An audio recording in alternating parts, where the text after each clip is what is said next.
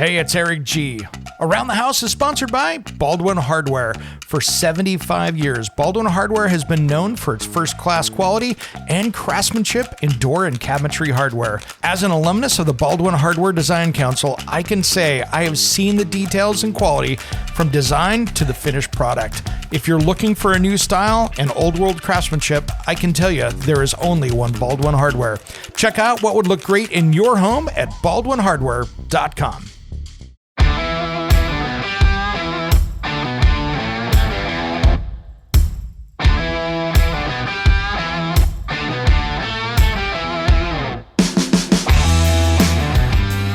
It's Around the House.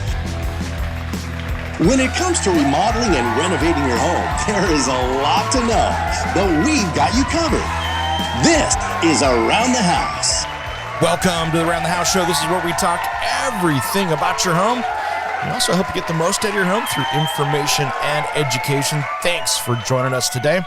Happy midweek, everybody. And it's been a crazy one, and I want to thank everybody who came out in the Portland area to the VIP party for the TV show.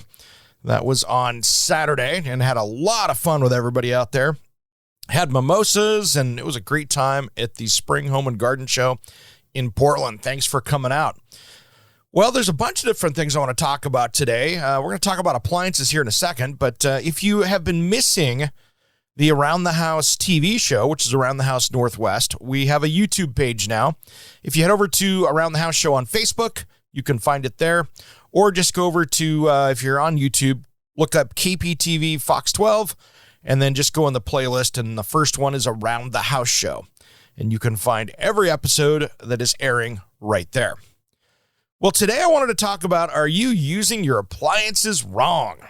This is something that shocks many people, that maybe the way they've been doing it isn't the best way. So let's start out with one of the most controversial ones, your dishwasher. Now, the science is really clear. If you are hand washing your dishes versus a dishwasher, you're wasting water. So you're using much more water to wash those dishes and getting them less clean than what a properly running dishwasher is. And some of that is that people are using their dishwashers incorrectly. So first off, you need to have a decent dishwasher. Something under $500 is hard to say is a decent dishwasher these days. But even the basic ones, if they're in good running order, will work correctly. Just maybe not as nice as the nicer ones. So here's the thing. First thing, scrape the dishes off, get the big chunks off, but do not pre-rinse those dishes. Because what happens is when you pre-rinse those dishes, you are taking the food off, and soap these days, that dishwasher detergent, needs to have food to activate those enzymes. Those enzymes are what eat the food and get it off the plates and dishes and everything else.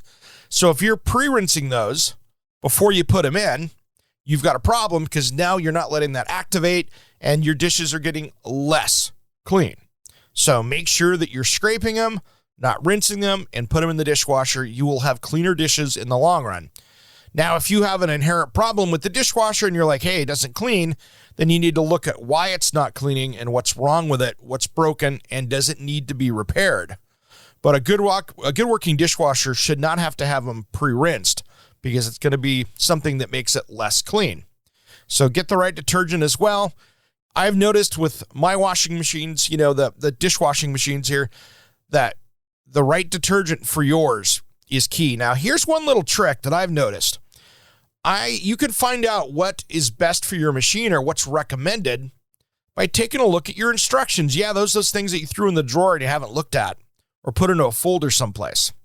Sometimes they will say, hey, this was manufactured, and here's your first load of Cascade Complete. Well, sometimes those manufacturers have put that in there, not because it's a free thing, but because that's what they've designed that to work best with. So not all detergents are good. So keep an eye on it there. If your dishwasher is not cleaning correctly, take a look at another brand and make sure that it's not a dishwasher detergent issue versus your dishwasher not working correctly. Now, another trick that I do as well is I actually sit there and run the water for a second and get hot water out of the kitchen sink before I start the dishwasher, because that will reduce my wash time on that. And yes, in my house, for instance, I have a heat pump water heater. So it's more efficient energy-wise for me to do that for a second and get that hot water from the water heater to the sink to make sure it's there, than letting the dishwasher have to sit there and heat the water as it's doing it, because you want that to be hot water in there. So that's a key right there. And of course, I recommend using those sanitizing, use the sanitizers when you have that option on your dishwasher to go ahead and do that. And just be careful with what you're putting through there, plastic and that stuff. And then one other thing too, make sure you reach down and clean out those filters and take that front toe kick off every once in a while. You'll see the pipe and electrical down there. Don't mess with that stuff, but get all the dust bunnies and junk out of there. And then take a look, see if there's any drips. If that bottom of the pump down there is dripping, might be time for repair, or most likely a new dishwasher. Now, there are two types of clothes washing machines. There is your top load and yours front load. Both of those, there are people that love both. I am in of course, the front load camp. But one thing I want to see you do with the top load machine is to make sure that you've cleaned it out and make sure that it's working correctly. What I mean by clean out is run some of the cleaners through there, because there are two different drums in there. There's the one that's on the inside that you see, and then there's the waterproof one behind it that holds the water. And that gets all the oil buildup, nastiness. So when you do, that buildup will keep on growing. And especially if you're using one of the more greener alternatives, those tend to have less chemicals, but it also means that it tends to get a little bit more buildup out there because it's not breaking down the grease, and you just get a little more funk. At some point, I have seen those just get to be a nasty, moldy mess.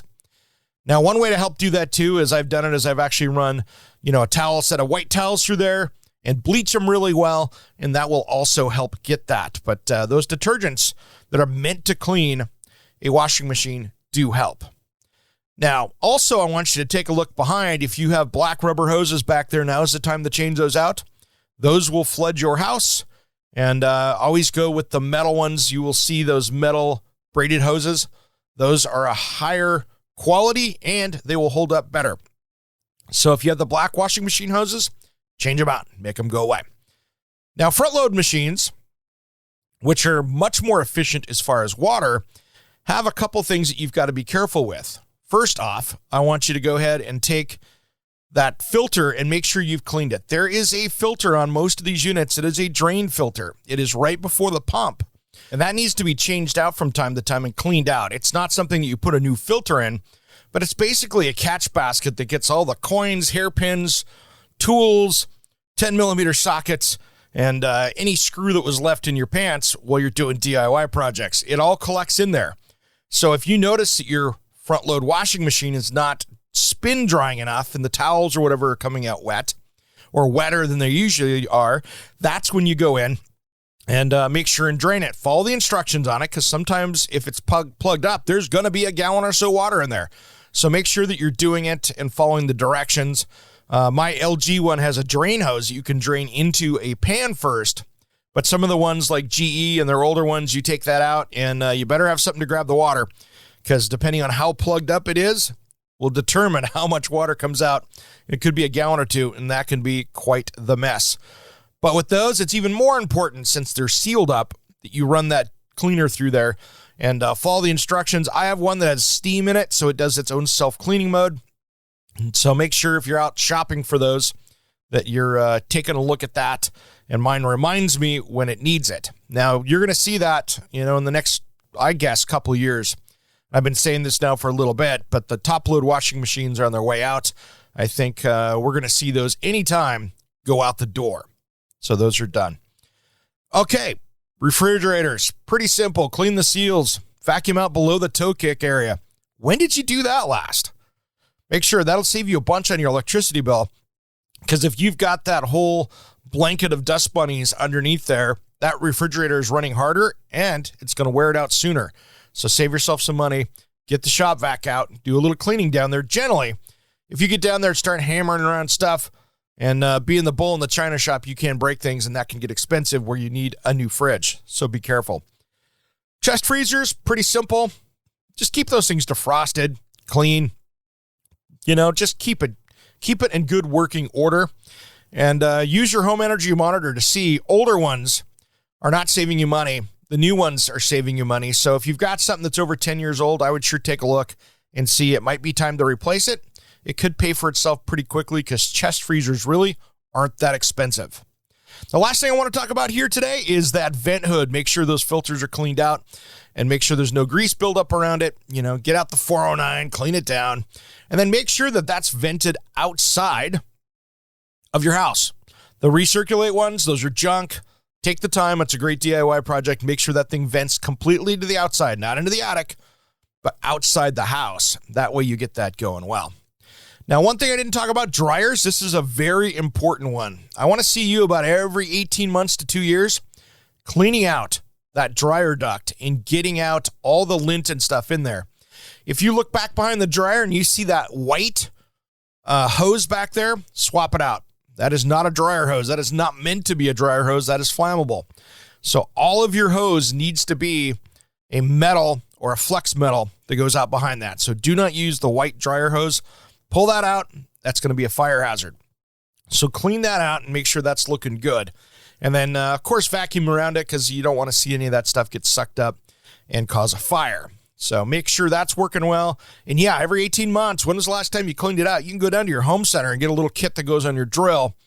And boy, I tell you what, you'll be surprised at the stuff that comes out. And your dryer works better. So it saves you money because it gets better airflow and it doesn't get plugged up. And you're taking away all the fuel that you would have if you have a dryer fire. So that is another good one. All right, everybody. Well, we got a great show coming up this weekend on Around the House. Give you a little tease of that. We're going to have DuPont on talking countertops. We're going to talk about some new products and we got a cool guy that's coming on who takes Corian and he actually does CNC work on it and does art with it. So you can do a shower that's backlit. Some really cool stuff for Mario there. And then we're going to be talking with ShipShape.ai. This is a new smart home system for your home that helps you maintain it, reminds you on the maintenance. And there are things that actually will help track your home maintenance as well. So if you want to be able to track it, budget it, this is a show that you want to see. This could save you money on that, as well as have some contractors that can help you with. It's a pretty cool system that nobody has done before. So it's something to take a look at there. All right, everybody. Well, have a great rest of the week. Enjoy yourself. We got a great show ahead this weekend that I want you to check out. And of course, if you're catching the TV show out there, I appreciate it. You can catch it in Portland on Fox 12 Plus each and every Saturday, or you can catch it on the kptv.com. Just look for Around the House, or the YouTube page, which is over on our Facebook. You can find it. You'll see the link over there as well. All right, everybody, have a great rest of the week. And as always, thanks for tuning in to Around the House.